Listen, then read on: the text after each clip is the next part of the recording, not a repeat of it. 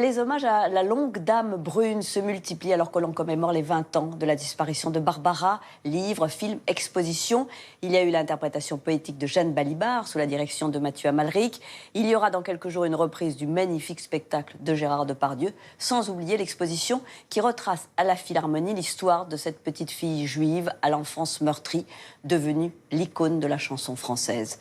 Matteo Caranta. 1964, Barbara chante Nantes et le public découvre l'une de ses premières chansons d'auteur-compositeur. Il a plu sur Nantes, donne-moi la main. L'émotion était tout de suite là, c'était pas seulement les mots ni les notes, c'est le tout. J'avais l'impression que par sa voix qui m'enveloppait, j'avais l'impression que par ses mots et ses musiques, elle m'écoutait. Je l'écoutais et elle m'écoutait. Un matin comme celui-là, il y a juste 1 an déjà, la ville m'avait ce teint blafard lorsque je sortis de la gare. 2017, 20 ans après sa disparition, les hommages à la grande dame de la chanson française se suivent. Après Gérard Depardieu ou le film d'Amalric cette rentrée, le pianiste Alexandre Tarot publie un disque de reprise All-Star et la Philharmonie de Paris présente une exposition retraçant le parcours de l'auteur-compositrice-interprète. Nous avons voulu en savoir plus sur le cœur de ce qui fait Barbara, les mots, les notes et la scène. Ce qui est extraordinaire avec Barbara, c'est qu'elle a commencé à chanter les autres, donc Brel, Brassens, etc. Parce que donc, les femmes n'écrivaient pas de chansons. C'est comme si c'était un territoire qui n'était pas autorisé. Et donc Barbara, après Un chagrin d'amour, se met à écrire Dis quand reviendras-tu. Elle avait écrit quelques chansons auparavant, mais en fait l'écriture vient comme un jaillissement. C'est vraiment quelque chose qui jaillit, qui est toujours autobiographique. Dis, quand reviendras-tu? Dis, au moins le sais-tu? Il y a une émotion extraordinaire qu'on ne connaissait pas dans la chanson. C'est-à-dire que c'était des thèmes dont on ne parlait pas. On ne parlait pas de l'absence, on ne parlait pas de l'attente d'un homme.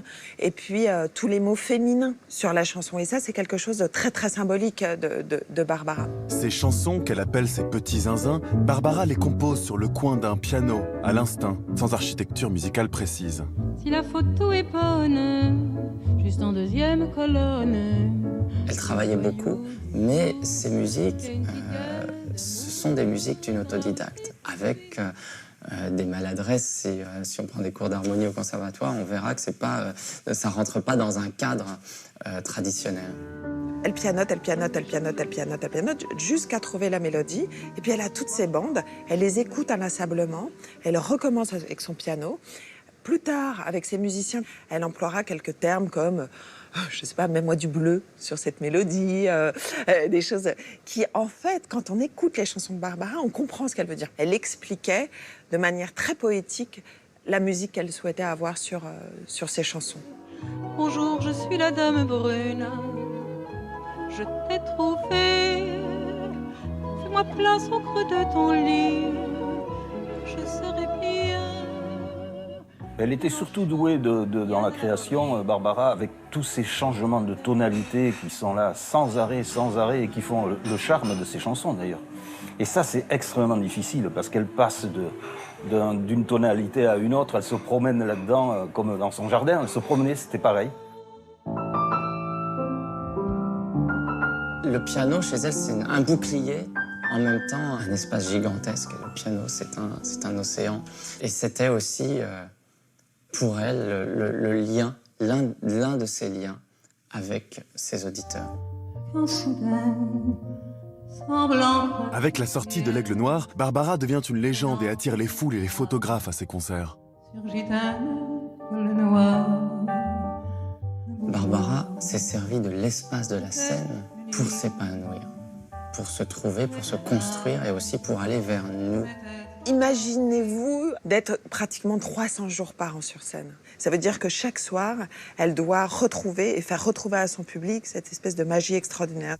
C'est aussi le moment où la grande dame brune s'enferme sur elle-même et crée ce personnage énigmatique, au crayon noir sur les yeux et au rituel précis qu'elle impose avant chacun de ses concerts. Elle s'enferme des heures le matin Elle arrive dès 8h du matin dans la salle de spectacle. Elle reste dans sa loge qu'elle a construite à côté de la scène. Elle ne va pas dans la loge traditionnelle. Elle recrée un décor dans lequel elle est vraiment bien. Elle ne parle à personne, ou à ses techniciens, très peu de personnes. 2 heures avant, elle disparaît. Elle fait coudre les rideaux de scène pour ne pas voir les pompiers, pour voir personne quand elle est sur scène. Et tout d'un coup, elle donne tout, mais vraiment tout. Qu'importe ce qu'on peut en dire, tant que je pourrais le dire. Ma plus belle histoire d'amour, c'est vous.